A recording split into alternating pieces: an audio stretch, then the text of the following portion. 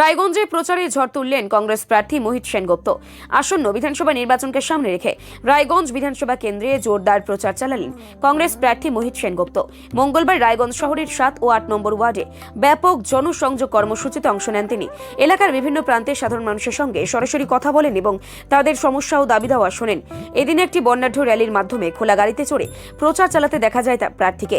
দলীয় কর্মী সমর্থকদের উপস্থিতি ছিল চোখে পড়ার মতো। প্রচারের সময় মোহিত সেনগুপ্ত রাজ্যের বর্তমান শাসক দল তৃণমূল কংগ্রেসের বিরুদ্ধে তীব্র আক্রমণ শানিয়ে বলেন, পশ্চিমবঙ্গ জুড়ে দুর্নীতির অভিযোগে জর্জরিত বর্তমান সরকার। তিনি দাবি করেন সাধারণ মানুষ পরিবর্তন চাইছে এবং কংগ্রেস সেই পরিবর্তনের বিকল্প শক্তি হিসেবেই গড়ে উঠছে।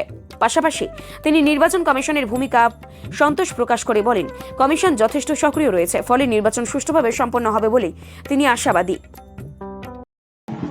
কার হয়ে প্রচারে নেমেছেন আপনারা? আমি আমাদের শ্রী মোহিত সেনগুপ্ত মহাশয়, আমাদের কংগ্রেস প্রার্থী রায়গঞ্জ বিধানসভা, তার হয়ে নেমেছি। কোথায় কোথায় আজকে আপনাদের প্রচার আছে? আজকে আমাদের 7 নম্বর ওয়ার্ড, 6 নম্বর ওয়ার্ড, আমাদের পুরো এলাকা আজকে জুড়ে প্রচার আছে। মানে কিভাবে প্রচারটা করছেন আপনারা? আমরা আয়োজন আছে আপনাদের? আমাদের আয়োজনের তো শেষটাই, ঢাক আছে, ঢোল আছে, বাবা শিব আছে, মা পার্বতী আছে, কার্টুন আছে, আমাদের বলে শেষ করা যাবে না, ঠিক আছে। অসংখ্য মা বোনরা আছে। অ্যাজ এ ব্যক্তি হিসেবে সৎ মানুষ আমাদের মোহিত সেনগুপ্ত মহাশয়, যিনি রায়গঞ্জের উপকার। আমরা উন্নয়নের কাণ্ডারি মোহিত সেনগুপ্ত মহাশয়, দুবারের বিধায়ক, 4 বারের চেয়ারম্যান। উনি যা কাজ করেছেন অতখানির মধ্যে স্তব্ধ হয়ে আছে। তাই রায়গঞ্জের মানুষ পুনরায় ওনাকে আবার দেখতে চায় এমএলএ হিসেবে এবং চেয়ারম্যান হিসেবে। তাই মানুষ মোহিত সেনগুপ্তকে দেখেই কংগ্রেস, জাতীয় কংগ্রেসকে ভোট দিয়ে ওনাকে আবার এমএলএ হিসেবে 26-এ পাঠাতে চায় বিধানসভায়। কিন্তু এবার যা দেখা যাচ্ছে যে হাড্ডাহাড্ডি লড়াই হবে, মানে কোনো প্রার্থী কারোর চেয়ে কেউ কম নয়। তো এই প্রসঙ্গে আপনাদের প্রার্থীর মানে কতটা সাফল্য কি ভাবছেন? এখানে রায়গঞ্জে 35 নং বিধানসভার যে ভোট, টোটালটাই মোহিত সেনগুপ্তর ভোট। না এবার দিদি পাবে, না এবার মোদি পাবে। কারণ মোদির ভোট না, দিদিরও ভোট না, ভোট রায়গঞ্জের ভোট, মোহিত সেনগুপ্তর ভোট। জেতার ব্যাপারে কতটা আশাবাদী আপনাদের প্রার্থী? আমরা রায়গঞ্জ যুব কংগ্রেস পক্ষ থেকে, টাউন, ব্লক, জেলা যুব কংগ্রেসের পক্ষ থেকে আমরা 100-র মধ্যে 100 আশাবাদী। যেহেতু রায়গঞ্জের উন্নয়নের কাণ্ডারি শ্রী মোহিত সেনগুপ্ত মহাশয় বলেই উনি এবার বিপুল ভোটে পাস করবেন। মনোনয়ন জমা হয়েছে, দীর্ঘদিন থেকে আপনি প্রচার শুরু করেছেন। এবারের প্রচার কেমন চলছে? এবারের ভোট কেমন হবে বলে মনে হচ্ছে? এ তো আপনাদের সাংবাদিক দেখা হচ্ছে প্রচারটা কীরকম হচ্ছে, দারুণ খারাপ পাচ্ছে মানুষের।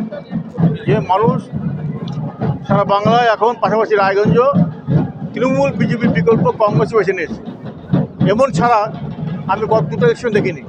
সেটা আমরা আশা করছি এটা আমরা যে বিজেপির সাম্প্রদায়িকতা প্লাস তৃণমূলের যে দুর্নীতি, চুরি, রাহাজানি, ধর্ষণ, তার বিরুদ্ধে মানুষ ঐক্যবদ্ধভাবে কংগ্রেসকে ভোট দিল এবং আমাদের জেলায় কংগ্রেস ভালো রেজাল্ট করবে, এটা বলতে পারি।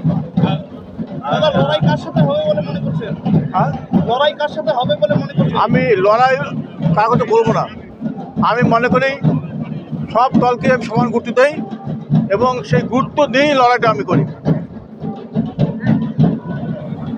আর এবারে নির্বাচন একটু আলাদা পরিবেশ কি মনে হচ্ছে? হ্যাঁ, পরিবেশ মানে এবার আমরা আশাবাদী মানুষ তার গণতান্ত্রিক অধিকারটা ঠিকমতো প্রয়োগ করতে পারবে। এবার ছাপ্পা হওয়ার কোনো আশা নেই, রিগিং হওয়ার কোনো আশা নাই।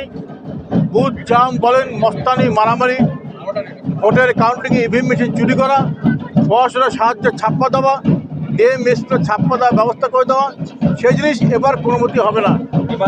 মানুষ এবার নির্বিঘ্নে নিশ্চিন্তে শান্তিপূর্ণভাবে তাদের ভোট দেওয়ার অধিকারটা প্রয়োগ করবে। এসআইআর কতটা প্রভাব ফেলবে? এসআইআর কতটা প্রভাব পড়বে জানি না, তবে আমরা এসআইআর বিরোধী নয়, কিন্তু এসআইআর যে পরিকল্পনা করা হয়েছে, এসআইআর যেভাবে করা হয়েছে এটা আমাদের কাছে মানবত হয়নি। কেননা আমরা বলেছিলাম যারা আসল ভোটার তাদের জন্য কোনো মতে বাদ না পড়ে, কিন্তু অনেক আসল ভোটার তাদের নাম বাদ পড়ে গেছে। বাবা মার ভোট 2002 সালে দিয়েছে, কিন্তু তাদের ছেলে মেয়েদের নাম ওঠানো হয়নি। এরকম বহু ঘুরি ঘুরি রিপোর্ট আছে এবং সেই জিনিসটার জন্য দায়ী আমাদের রাজ্যের প্রশাসনের সরবরাহকর্তা আমাদের মমতা ব্যানার্জি। উনি যদি সুপ্রিম কোর্টে ওই ছেলে মানুষ না করতেন, উনি যদি সুপ্রিম কোর্টে ওই কালো কোর্ট করে ছেলে মানুষ না করতেন, তাহলে মনে হয় এই জিনিসটা হতো না। সম্পূর্ণ দায়িত্ব এইচডিও বিডিওদের উপর থাকতো, কিন্তু সুপ্রিম কোর্টে অর্ডার দিয়ে দিচ্ছেন, জাজদের উপর দিয়ে দিচ্ছেন।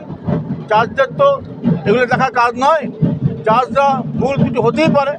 সেই জন্য এই প্রক্রিয়াটার জন্যে সম্পূর্ণ দায়ী আমাদের মমতা ব্যানার্জি। উনি যদি সুপ্রিম কোর্টে কেসটা না করতেন, তাহলে এইভাবে এতগুলো নাম বাদ যেত না। আমাদের জেলায় 1,76,000 নাম বাদ গেছে। প্রবীণরা কতটা পথে নেমেছে? প্রবীণরা কিভাবে পথে নেমেছে? আমাদের প্রবীণ নবীন সবাই নামছে, আমরা দেখেছি। আমাদের মিছিলে গেল, আমরা বাড়ি বাড়ি যাচ্ছি, আমরা রোস্ট করছি, মানুষ বেরিয়ে আসছে, ফুল ছিটাচ্ছে, সংশোধনী দিচ্ছে। এটা বিরাট আমাদের প্রাপ্য যে সংশোধনী, ফুল ছিটানো, চন্দন টিপ করা, বাড়ির থেকে মহিলারা বেরিয়ে আসা, এটা আমাদের কাছে প্রাপ্য। এটা আমরা এর আগে দেখিনি। কিন্তু বিভিন্ন জায়গায় হুমকি ধুমকি অলরেডি শুরু হয়ে গেছে। যে এই হুমকি ধুমকি ভেঙে দিতে হবে না। 7 দিন আগে, নির্বাচনের 7 দিন আগে থানাগুলো নির্বাচন কমিশন নিয়ে নেবে। নির্বাচনের 7 দিন আগে সমস্ত থানাগুলো নির্বাচন কমিশন নিয়ে নেবে, তখন যেন ধুমকি চুমকি দিয়ে দেয়। দেখবে প্রচুর কেন্দ্রীয় বাহিনী